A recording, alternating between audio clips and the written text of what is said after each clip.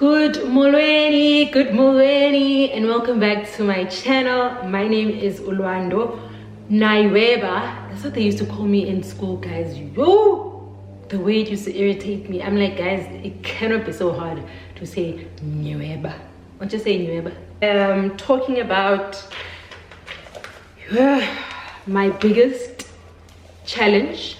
I don't know if you guys recall, I wanted a video where I was answering people's questions, and I stumbled on this question on Rando, what has been your greatest challenge? Could not think of one, and I spent much of these last couple of weeks, guys, thinking Intoni. Part of me was happy that I couldn't recall one because it means I had a good, no good one. And then there was a part of me that was like, but no man, that concerns me because I know for a fact that Sintozam has not always gone as easy. So what was it? And obviously through conversations and things, yeah, guys, I actually do have one, and it's actually a very painful one.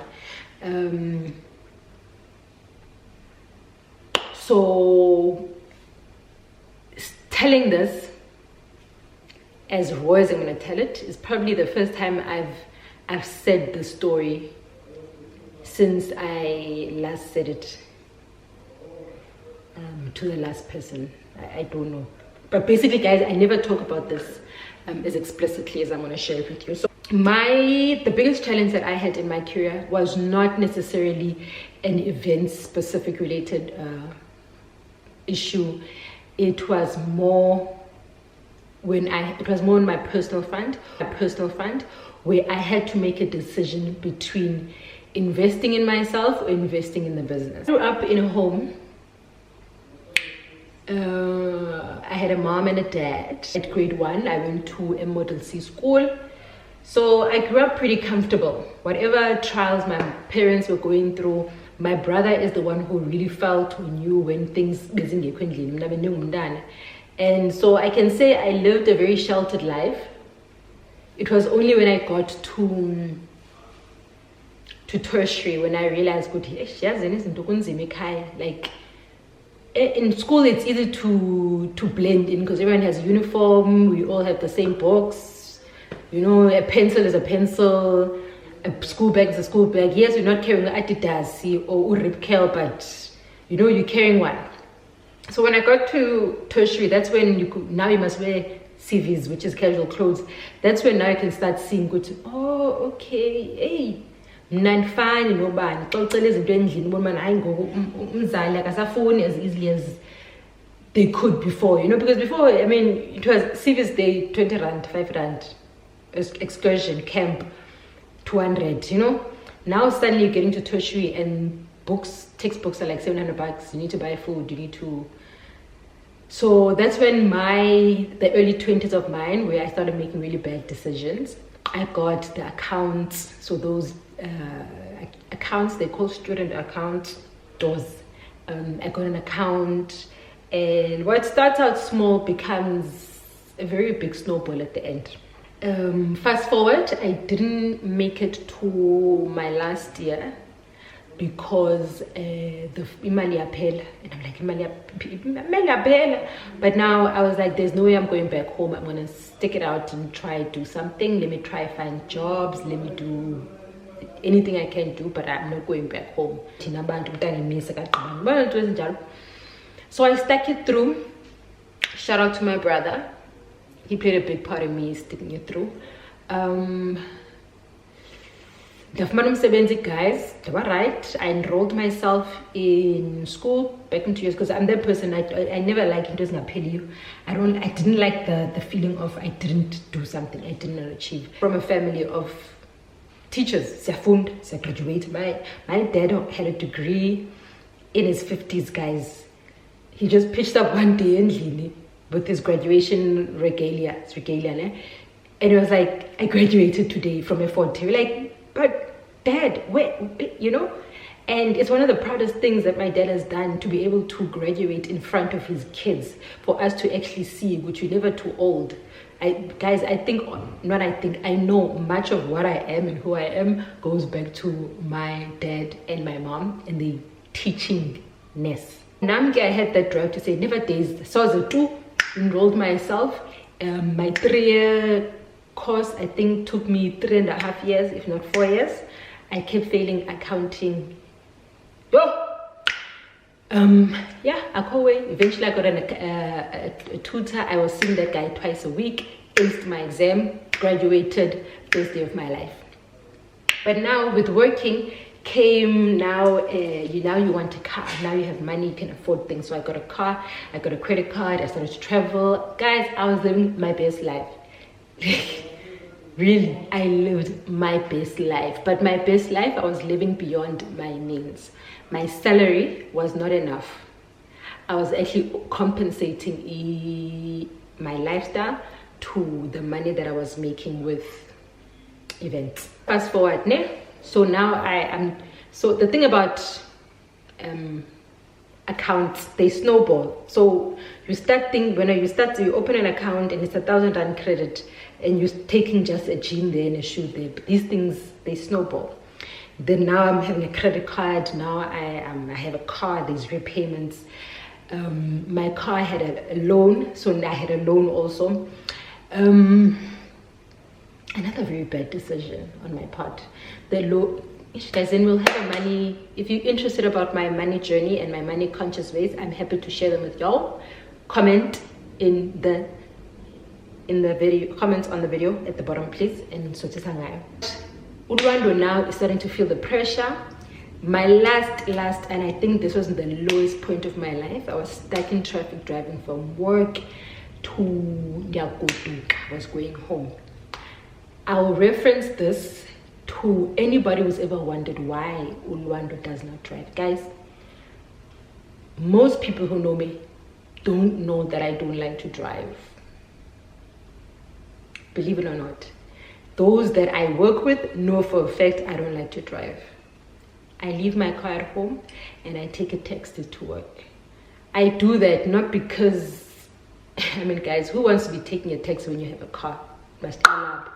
But now I do it because anytime I'm in a car and I'm stuck in traffic, or there's someone who's just driving,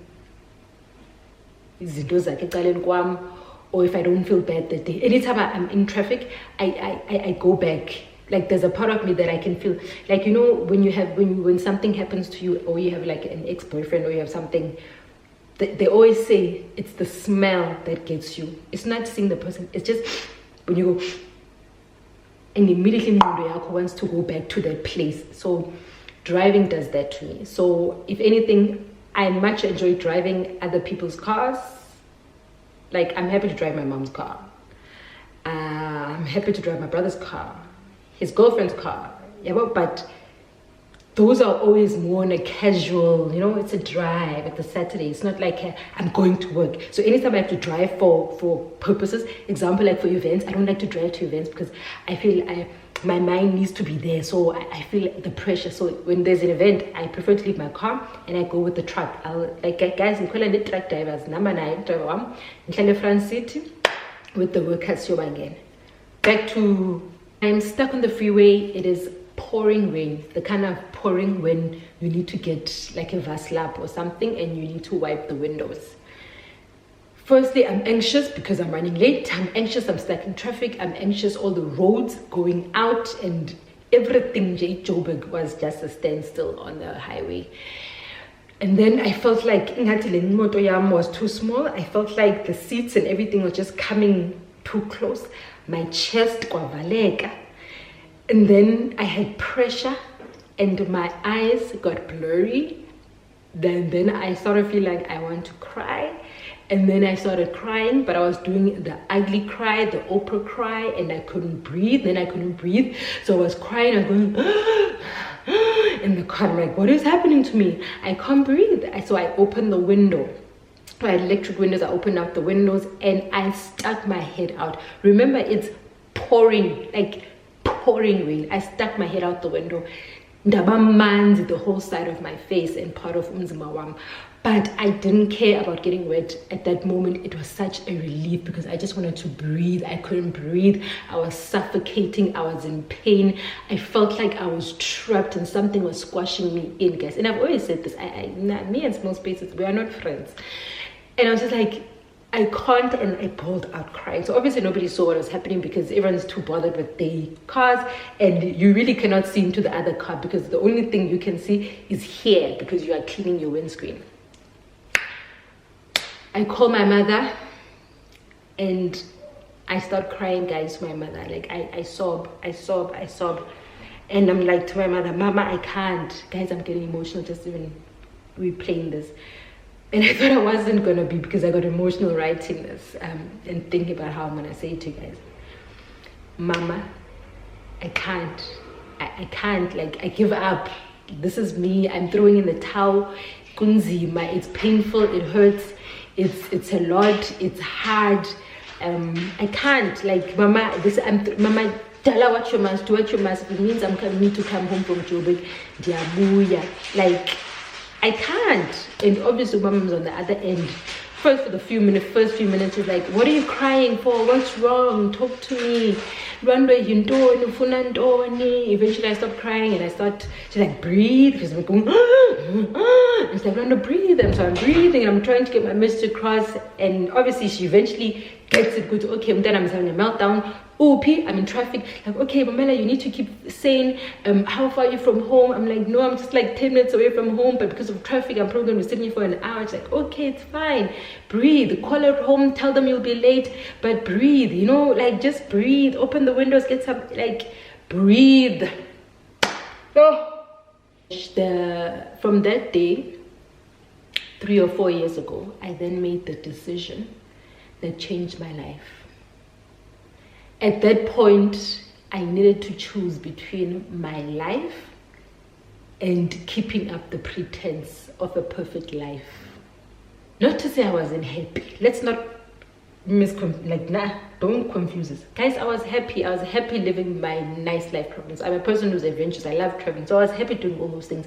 My only thing that I was doing is I wasn't making smart decisions. To make my big decision was, do I keep up the pretense of this amazing life that I'm over indebted on, or do I free myself of these chains? At this point, guys, I was around 49 kgs. I was in the 40s, and I still remember I went to the beach that December, and I was wearing a bikini, and I posted the photo on Instagram, and I was like, hey, people think this is beautiful. But I've left the pictures there. I was like, whatever, you know, can't always be perfect. And in that December, my mom was like, Luando,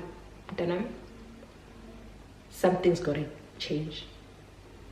If you don't give in and fix this and fix your life, girl, goes of a bird.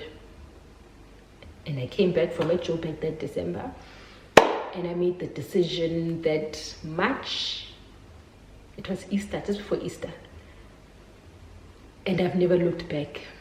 I saw it as a holistic thing. I'm those people, I get very invested in something. So if I'm going to do something, I need to do it well. It's just something that I do. So even with getting myself out of debt, I was like, if I'm going to do this, I need to do it well. So I researched, guys. I went on to, first place was my bank. I mean, guys, bless Oprah. Mama Oprah, ukulisile.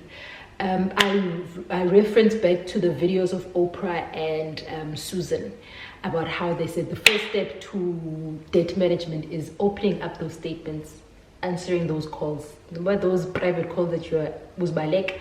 That's the first step. So first thing I did was to approach all my creditors and ask, guys, how much do I owe? How much do I owe?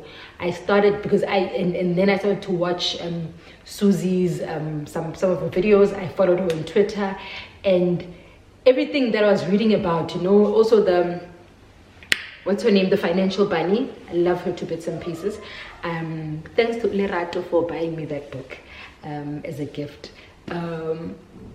So So I started investing my time now in resources into finding out how do I get myself out of debt.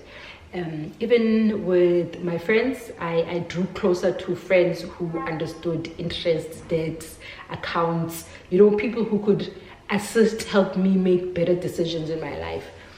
And that's what I did. So the projected plan for me was to clear my debt. So I realized that for me to not have panic attacks, for me to gain weight, for me to be whole, for me to live life and enjoy and have a fulfilled life, I needed to be happy. For me to be happy, I can't be happy and free if I'm in debt. So, it's always the thing about debt, guys, it's you need to find the cause. And often the things that stress you all come back to money and how you spend your money. Think about it. Another Susie and Oprah lesson. I had projected that this would take me 5 years because guys, you have to be realistic, So that Rando, in the next 5 years, you must be done.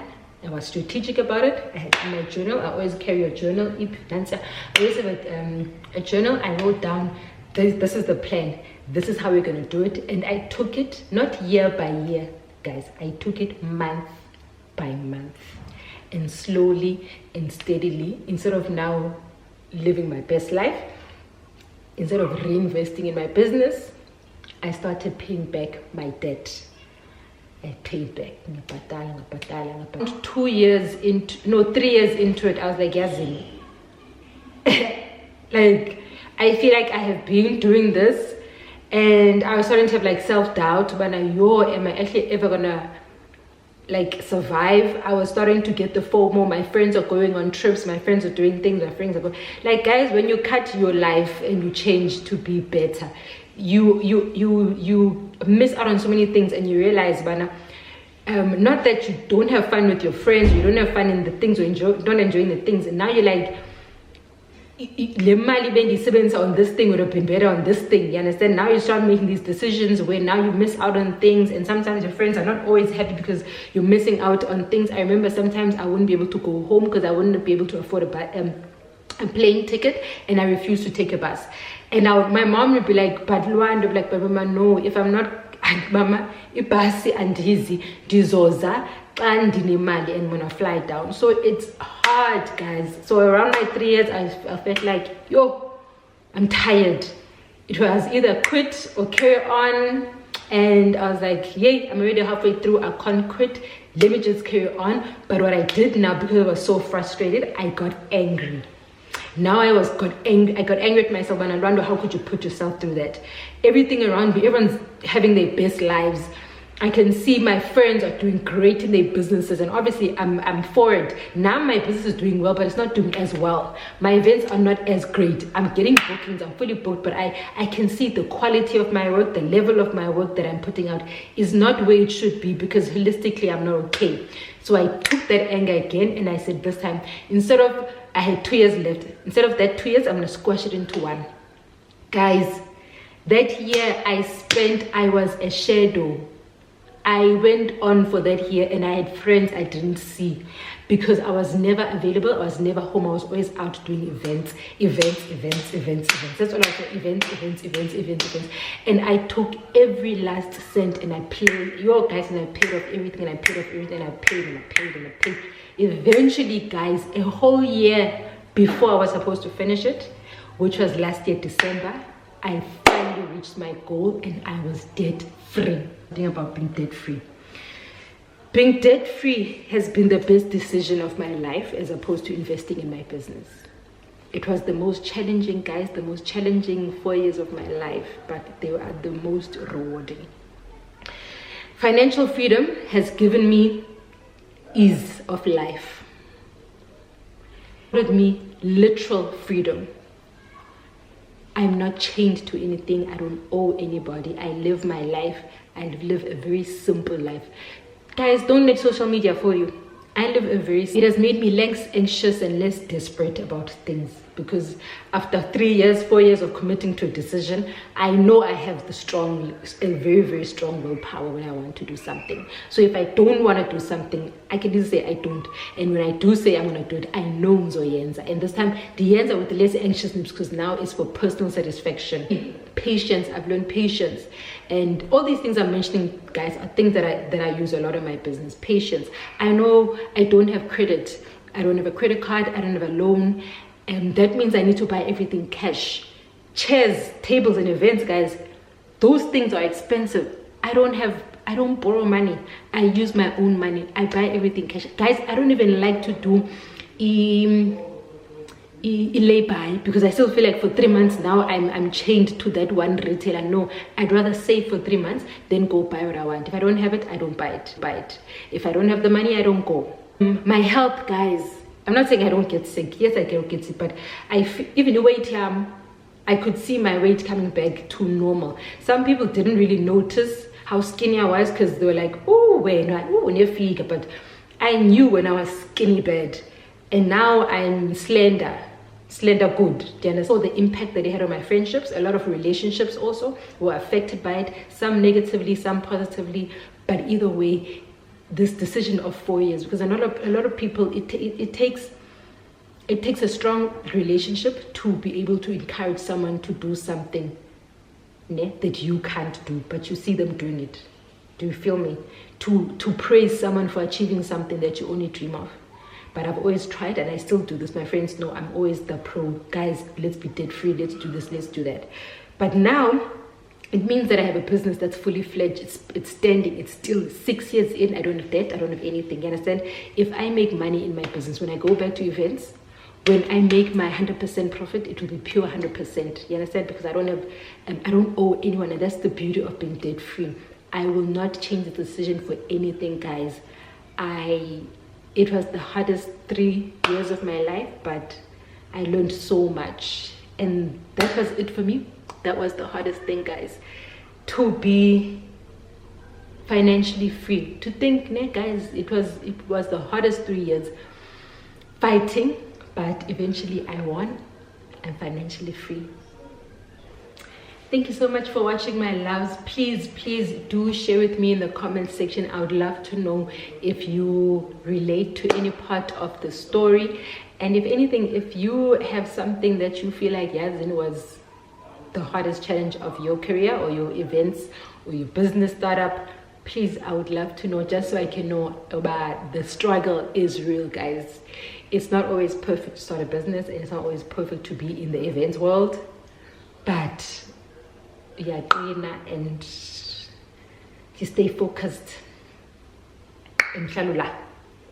Balik. Hola. Guys, thank you so much for watching. I love you. Don't forget to subscribe. We need to get to 2,000. Bye.